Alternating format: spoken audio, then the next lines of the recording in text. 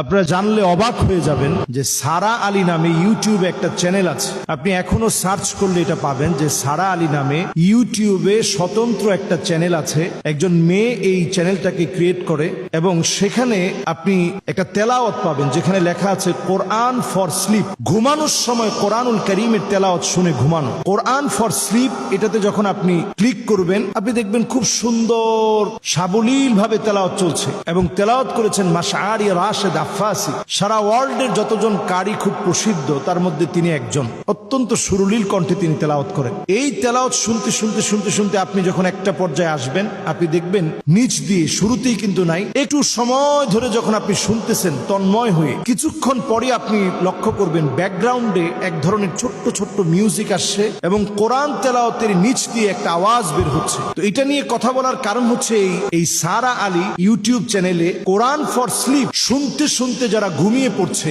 অনেকেই দেখা গেল যে কোরআন শুনতে শুনতে ঘুমিয়ে যাওয়ার পরে কিছুদিন যেতে না যেতেই নিজের ভিতরে হঠাৎ অসুস্থ হয়ে যাওয়া, ভয়ানক স্বপ্ন দেখা, নানা রকম ক্ষতিগ্রস্ত হওয়া, হঠাৎ করে বমি শুরু হওয়া, বমি করতে করতে রক্ত বমি পর্যন্ত হয়ে যাওয়া, এই জাতীয় নানা ধরনের কর্মকাণ্ড এখন নজরে পড়ছে। এই যে একটা অবস্থা এখন শুরু হয়েছে, আপনি চিন্তা করেন যে এই কোরআনুল কারীম তেলাওয়াত করতে করতে আপনি ঘুমাবেন, যেই কোরআনুল কারীম শুনতে শুনতে আপনি ঘুমাবেন, যেই কোরআনুল কারীম অনুধাবনে থাকবে, সেই কোরআনুল কারীমের তেলাওয়াতের নিচে ব্যাকগ্রাউন্ড দিয়ে কোরআনুল কারীমের তেলাওয়াতের নিচে ব্যাকগ্রাউন্ড ইউজ করে সেখানে মিউজিক দিয়ে শব্দ চয়নে, যেগুলো দিয়ে ব্ল্যাক ম্যাজিক করা হয়, এই জাতীয় শব্দ চয়ন করে মানুষের ক্ষতি করার চেষ্টা করা হচ্ছে। এই সময়টা এখন এত ভয়াবহ সময় যখন কোরআনুল কারীমের তেলাওয়াতের ভিতরে পর্যন্ত নানাভাবে চক্রান্ত করা হবে। আর যখনই এই জাতীয় চক্রান্ত হবে তখন আমাদের দায়িত্ব হচ্ছে মানুষকে সচেতন করে দেওয়া। আমরা যারা কোরআনুল কারীমের তিলাওয়াত শুনি, অথেন্টিক কোন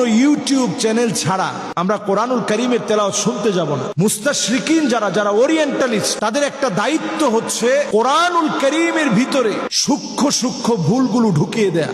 এই চক্রান্ত আপনি অনেক সময় হাফেজে কোরআন না হওয়ার কারণে, কোরআন অনেক বেশি না বোঝার কারণে আপনি ধরতে পারবেন না।